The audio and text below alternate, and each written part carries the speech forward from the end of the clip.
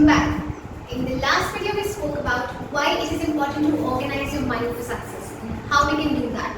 In this video we want to talk about the second step to organize yourself, which is to organize your workplace for success. A workplace is an area where we all work. It can be in your office or at your homes. For most of us, we spend majority of our waking hours at our workplace. So it won't be wrong if we say that our workplace is our second home. And just like nobody tells us to keep our house clean and organized, in the same way we should take this as a responsibility that we have to clean and keep our workplace also organized. So now let's see what happens when our workplace is not organized.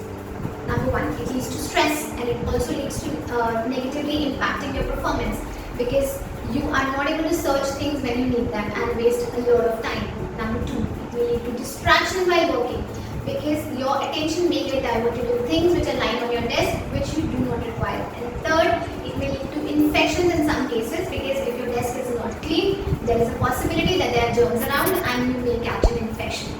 There is a myth associated with being disorganized. There are some people who feel that a messy desk is a sign that they are very busy in their work. But in reality, a messy desk is a sign of unprofessionalism and also that you are not control of things. Now let's see what are the simple tools and steps that you can follow on a day-to-day basis to organize yourself. Step number one is to keep all the things which you need very often in the cupboards and the drawers near to your desk so that you are able to retrieve them when you need them ASAP. And things like your stationery items, your post-its, your current project files. And this will save your time during the day and will make you more productive.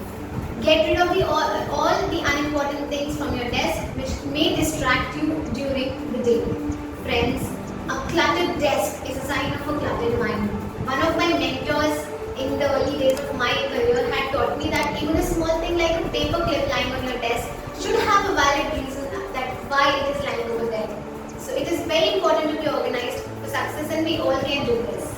Friends, you can also create a work area or an action area which is different than your filing system. And also just keep in mind that once the current project is over, do not forget to archive the files and the important things to make room for the next project. The second step is to create a proper filing system. Common examples of clutters for entrepreneurs and individuals is like business cards, is printouts from the web or handouts from the seminars or conferences that you have attended. So you have to put them in separate folders, color code them, put them in separate files and keep them in the designated area so that you are able to retrieve fast.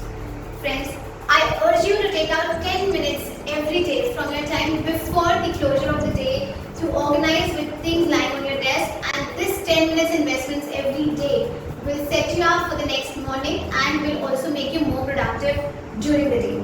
The third step is to organize your virtual environment. In the same way like you've done for your physical environment, ensure that you spend time every day to clean your virtual environment, which includes your desktops and your laptops. Friends, you can also decorate your workplace and add a tinge of personalization to feel at home while working. And I also want you to not restrict the habit of organizing only to your workplace, but also I want you to keep your house also clean and organized, and this will set you up for success. Friends, I hope what I said today was a value add for you, and I also understand that it may be a lot of information for few of you. But it's important to remember that it's about progress and not perfection. So take one step at a time and be easy on yourself. If there's anything that you can go back and add right now, then do let me know in the comment section. I would love to read your comments, and I would also love to hear your comments on how I can improve and what you would like to hear from me. In the end, I want to say that life is precious, you are precious. So take good care of yourself and be easy on yourself. Take care, and I'll be back very soon with a new